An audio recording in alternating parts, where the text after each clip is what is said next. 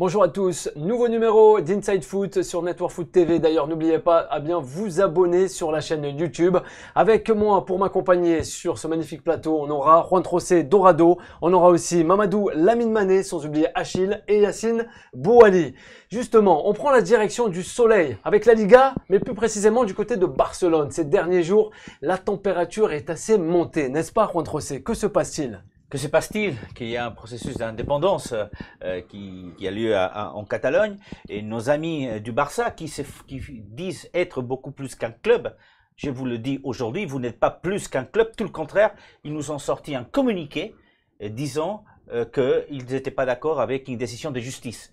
Oui, la première des choses, c'est que le FC Barcelone, c'est un club avec des millions de supporters partout. C'est un manque de respect et du mépris pour ses supporters, qu'ils soient indépendantistes ou pas.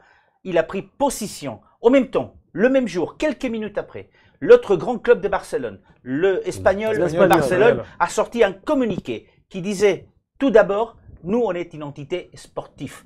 Nous n'avons pas à décider de ce que pensent nos supporters. Donc, nous, tout ce qu'on veut, c'est le respect de la loi. Ça, c'est la position qu'un club aurait dû maintenir.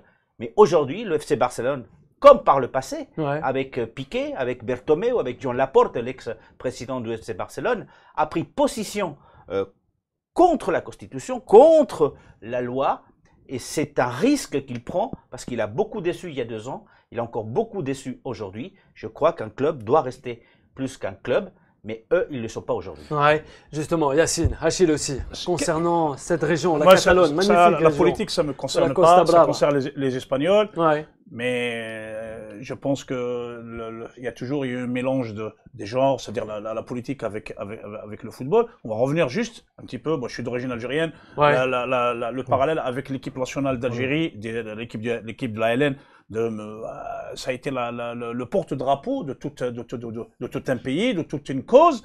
Mais après, je ne transfère pas sur le Barça. Mais aujourd'hui, si le Barça prend position et on la traite de la sorte, le football espagnol sur le Barça, il vaut quoi? Absolument rien du tout. Donc il faut faire attention. Le Barça sur le foot espagnol, ça vaut quoi? Le Barça, j'ai droit de le penser. Le Barça, c'est la taille au bout du raisonnement, parce que je comprends exactement ce que le Barça, dans le football espagnol, ça prend énormément de poids. Ça prend pas plus de poids que le Real Madrid. Non, du tout. Aujourd'hui, on va faire sur les 15 ou 20 dernières années, le Barça, il domine le football espagnol.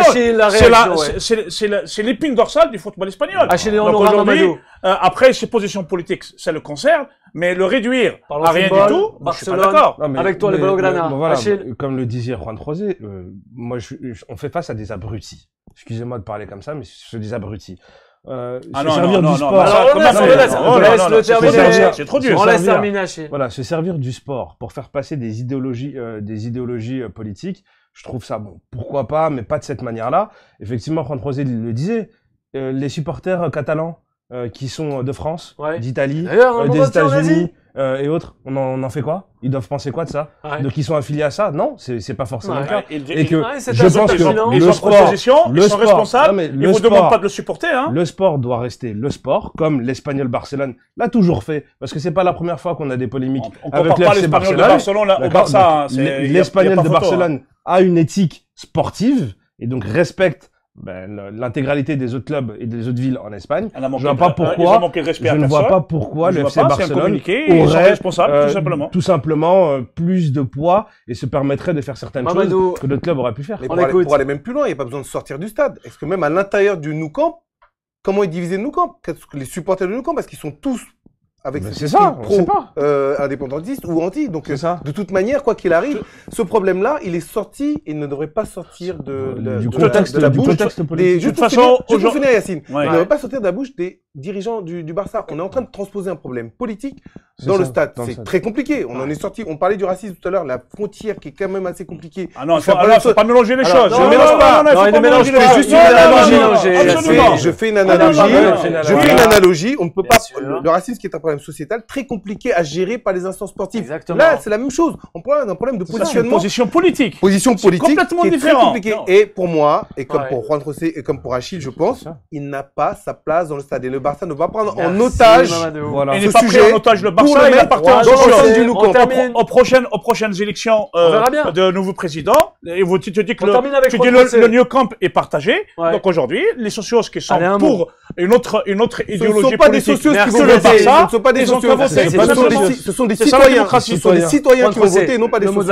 Là, on politise les sports, on politise à outrance. Et c'est pas beau. Je crois que l'Espagnol a donné l'idée de ce qu'il faut faire en sport. Il faut rester neutre parce que c'est des millions de supporters qui ne sont pas là. Moi, je continue à dire que l'Espagnol, c'est pas le Barça. On reste du côté de l'Espagne pour parler d'un magnifique joueur, grand joueur mondial.